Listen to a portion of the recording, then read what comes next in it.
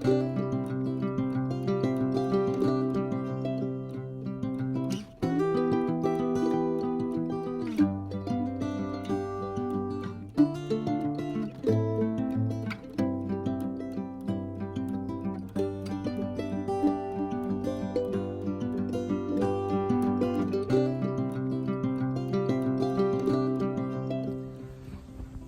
morning from day 35 on the Camino. This is our 5th week on the Camino, and yesterday we worked out we've got 2 weeks today left of walking.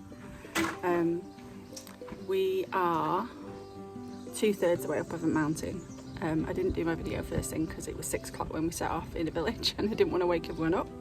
And then we hit a hill and we've been going up the same hill for 2 hours. I'm hoping we're near the top. We've just stopped at an albergue on the way up and had what they have here in Spain is the most amazing orange juice, freshly squeezed by a fantastic machine.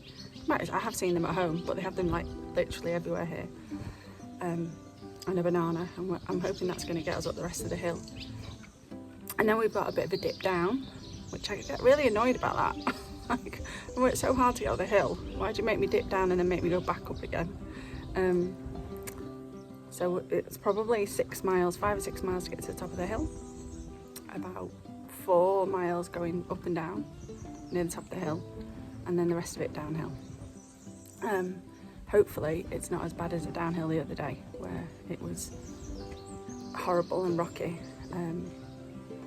If it is, I'm going to stop and get a taxi, if I'm honest. So I'll let you know when Camino.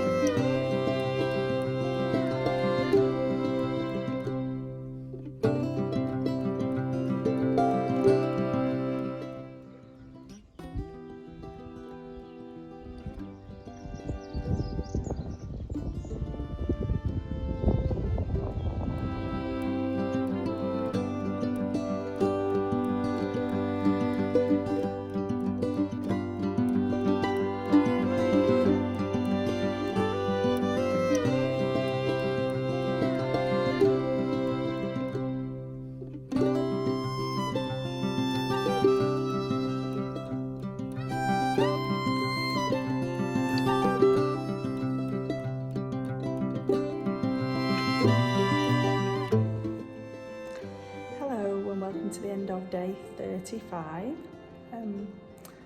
Tough day today. God, I just definitely felt like I completely ran out of steam to the end. I was just one foot in front of the other to try and get back. I did a really big climb this morning. When I did the morning video, we'd done 1/3 of it and we had 2/3 to go, but it did get less steep. The really frustrating thing was, as soon as we got to the top, we had to drop down about 300 metres and then climb up again. I was just gutted. Like, I've already done this ascent. And then the last 7.5 miles was downhill, and I've still got sore feet from going downhill on really uneven ground earlier in the week. So towards the end it got quite sore.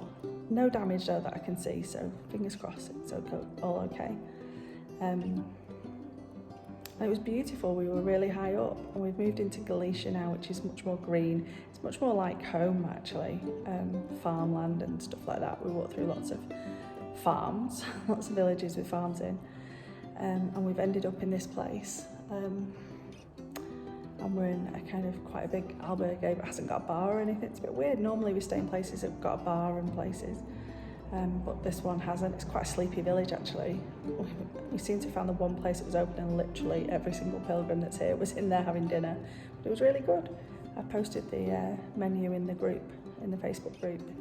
It was really, really great food actually. €12. I mean, I can't get over it. Sometimes it's like not worth €12, and other times it's amazing. And today was one of those days. And tomorrow we walk into Sarria, which is the end of this stage, so we get a rest day there. So I'm going to find a laundrette and do all our laundry, buy some postcards for the kids and send them, and generally sleep.